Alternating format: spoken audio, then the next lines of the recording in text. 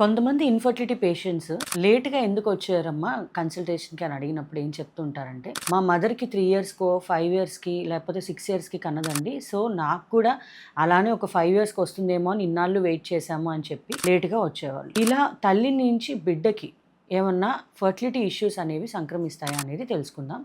Doctor Soumya, fertility specialist, 5 fertility, Mangalagiri. తల్లి నుంచి బిడ్డకి డెఫినెట్గా మదర్కి ఎన్నాళ్ళకి పుడితే బిడ్డకి అన్నాళ్ళకి పిల్లలు పుట్టాలనే రూల్ ఏం లేదు. బట్ ఒక 30% మాత్రం ఇది కారణం అవ్వచ్చు. సో ఎందులో అంటే తల్లి నుంచి బిడ్డకి సంక్రమించే డిజీజెస్ లో లైక్ ఎండోమెట్రియోసిస్ కానీ, పీసీఓడి కానీ, ఏమైనా జెనెటిక్ డిజార్డర్స్ కానీ, లేదా ఏదైనా ఆటో ఇమ్యూన్ డిజార్డర్స్ కానీ, ఆర్ ఏదైనా మెడికల్ కండిషన్స్ కాజింగ్ ఇన్ఫర్టిలిటీ, వీటిలో ఏవైనా మదర్ నుంచి చైల్డ్ వస్తే ఆ చైల్డ్ కి ఇన్ఫర్టిలిటీ ఇష్యూస్ వచ్చే అవకాశాలు ఉంటాయి. అంతేగాని యాజ్ సచ్ ఏ కారణాలు లేకుండా తల్లికి లేట్ అవ్వడం వల్ల చైల్డ్ కి పిల్లలు లేట్ అవ్వడం అనేది ఉండదు. ఒకప్పుడు వాళ్ళ ప్రెగ్నెన్సీస్ ఎర్లీగా ఉండేవి, పెళ్లిళ్ళు ఎర్లీగా అయ్యేవి. సో వాళ్ళకి కొంచెం 3-4 ఇయర్స్ లేట్ గా పుట్టిన వాళ్ళు 20s లోనే కన్సీవ్ అయ్యి డెలివరీ అయ్యేవాళ్ళు. కానీ ఇప్పుడు ఆల్రెడీ మ్యారేజెస్ లేట్ కాబట్టి మదర్ కి పుట్టినట్టు మనకి 3-4 ఇయర్స్ తర్వాత పుడతారు, 5 ఇయర్స్ తర్వాత పుడతారు అని టైం వేస్ట్ చేయకుండా 1 ఇయర్ ట్రై చేసిన తర్వాత డెఫినెట్ గా ఇవాల్యుయేషన్ అనేది చేయించుకోండి. Thank you.